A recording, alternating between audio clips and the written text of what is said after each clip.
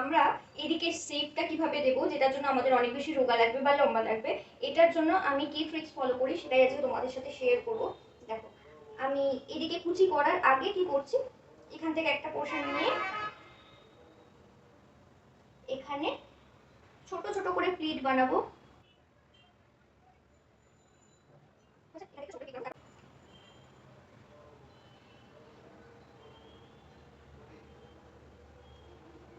দেওয়ার ডান। এবার আমি এখান থেকেই শুরু করব কুচি করা, ঠিক আছে? এক্ষেত্রে আমি এরকম ভাবে কুচি করছি, আমি যেরকম ভাবে কুচি করার দেখাই সেরকম ভাবে করছি না, কারণ ওখানে উল্টো দিক থেকে আমি যদি করতাম, যদি এই পোর্শনটা থেকে কুচিটা করতাম তাহলে ঠিক ছিল, কিন্তু এইভাবে এরকম ভাবে করা যেতে পারে।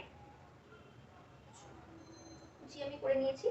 এবার যেরকমটা আমি বলি, পুরো উপরের যে পোর্শনটা সেটা একটু আমি বড় রাখবো, কারণ যাতে এদিক ওদিক কোনো রকম ভাবে না হয়। সবগুলো একসাথে এবার সাজিয়ে নেব।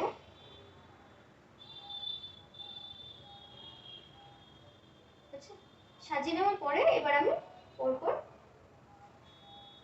এটা গুজে নেব।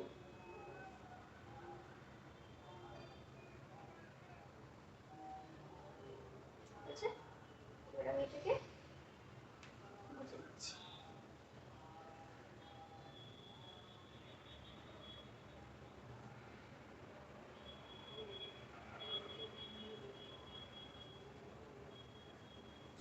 আর এখান থেকে এইটা গুজে দেব। এবার আমি যদি এইভাবে নিই শাড়িটা, তাহলে এরকম একটা আউটকাম আসছে। দেখো, পিছনের একটা সুন্দর শেপ আসছে, হয়েছে? পিছনে একটা সুন্দর শেপ আসছে, আর তার সাথে ফ্রন্টে এরকম একটা লুক আসছে।